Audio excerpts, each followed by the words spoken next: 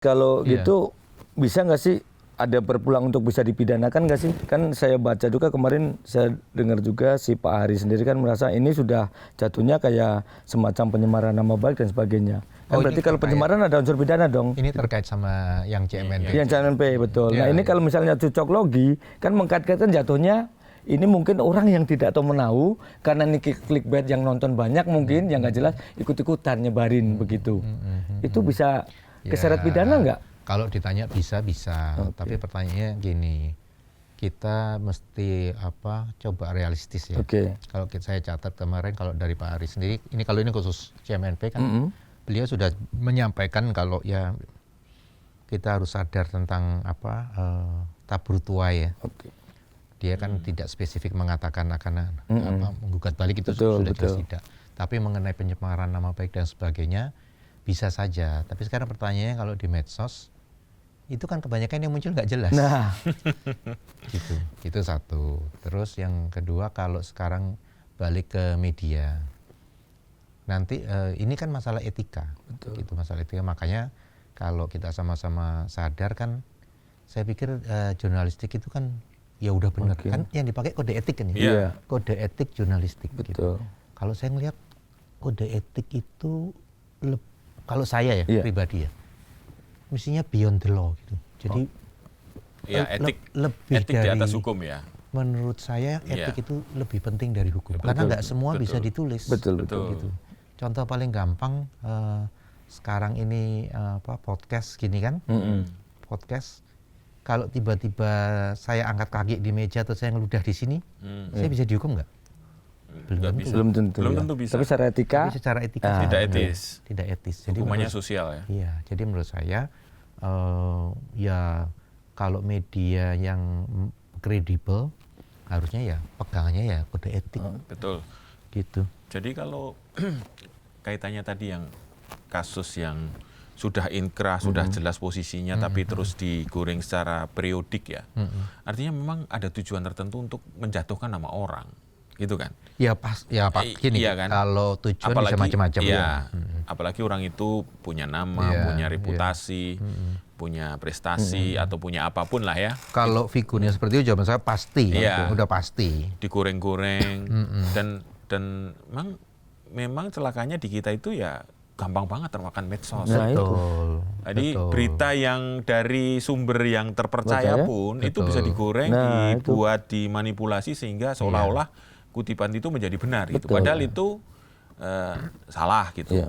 Atau tadi yang barusan kan Menteri Keuangan juga ngomong bahwa dia dibikin deep fake ya. Iya, itu saya yang soal yang guru ngomong honorer bahwa itu itu kan. guru beban negara itu. Itu kalau saya nggak dapat, saya belum dapat. Saya belum lihat aslinya. Tapi, cuman kalau dari itu aja, iya. Saya kok setuju ya. Dalam arti gini, setuju. Bukan gini, maksud saya gini. Maksud saya belum lihat lengkapnya. Tapi kalau itu pun kalau coba saya cerna gitu, jangan-jangan benar-benar artinya gini. Memang guru itu menjadi tanggung jawab negara kan. Jadi beban dalam arti memang negara harus bertanggung jawab gitu. Jadi bukan beban yang negatif ya, tapi beban dalam arti positif. Kalau saya kok melihatnya begitu gitu. ya. Nah itu kalau kita karena belum lihat rekaman aslinya ya, jadi nggak gini Mas. Kalau saya mikir gini, kalau kita pikirannya negatif, semua pasti negatif. Mungkin itu kuncinya. Kalau kita baca apa-apa udah wah negatif dulu, ya pasti negatif. Ya, gitu. Artinya kan selama ini memang ada yang memanfaatkan media sosial yang mungkin sampai hari ini juga belum ada aturan yang tegas. Karena kita juga beberapa kali juga mendorong agar kalau media mainstream ini diatur oleh sekian aturan ya, media sosial yang dianggap itu konon katanya media masa depan ya memang harus diatur juga. Cuman kita mendorong agar pemerintah tetap juga konsisten untuk ngatur ini. Nah, ini kan akibatnya bisa kemana-mana nih Mas. Satu, bisa merusak iklim usaha, ya kan? Orang yang bekerja baik jadi buruk, orang yang buruk jadi dibuat sedemikian rupa jadi baik gitu. Nah, orang banyak tertipu di situ. Nah ini kan kadang-kadang hukum tidak bisa menyentuh itu ya. Tidak bisa. Nah, itu makanya.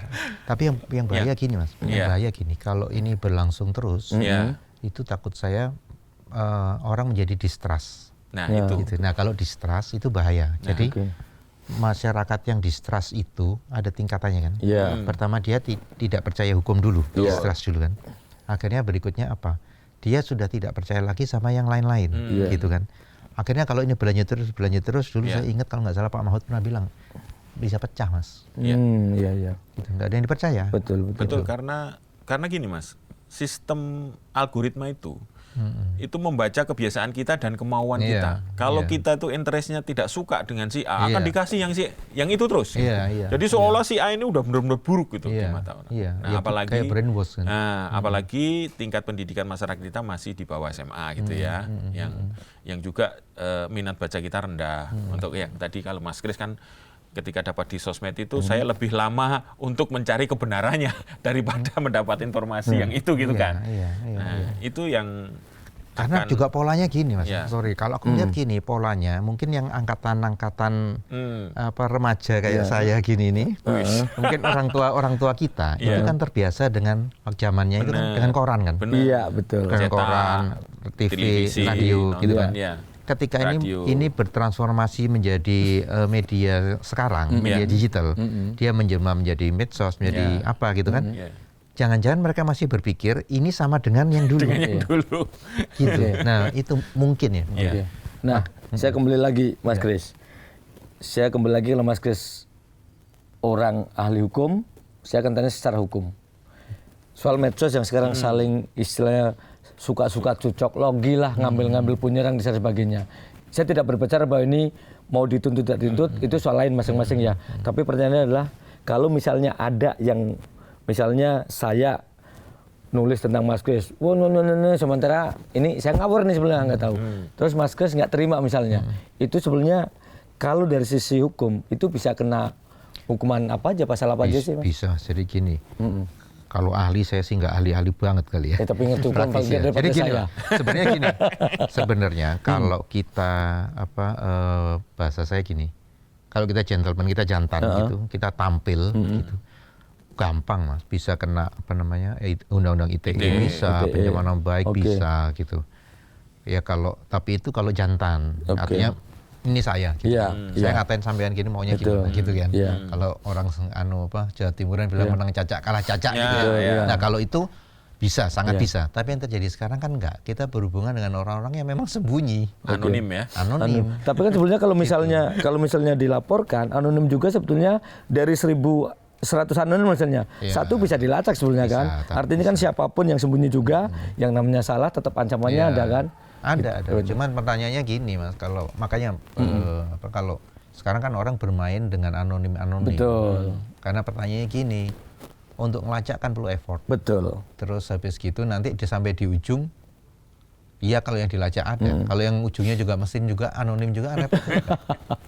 Gitu. Jadi itu juga jadi pertimbangan. Makanya kan kadang nggak semua orang langsung dilapor-laporin gitu kan. Betul. Tapi mungkin bagi mereka yang merasa memang sekarang kan misalnya ya, kita ambil contoh yang memang ya saya tahu tidak terlalu banyak, tapi contoh dengan CMNP sama Pak Ari lah yang kemarin baru ini.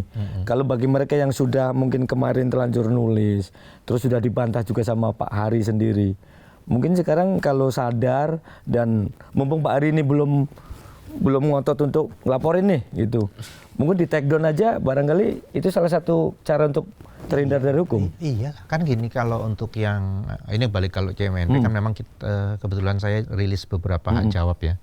Ya hak jawab kita dimuat sesuai dengan aturan di dunia jurnalistik.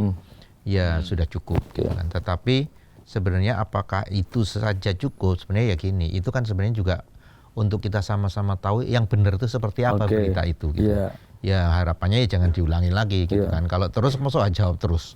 Itu yang satu. Terus yang kedua begini, kan, berita itu kadang gini, setiap berita yang keluar di medsos apapun itu, sedikit atau banyak pasti ada impactnya Mas. Gitu. Tinggal impactnya besar atau kecil gitu ya. Tapi pasti ada impact. Nah seharusnya ini juga dipertimbangkan gitu.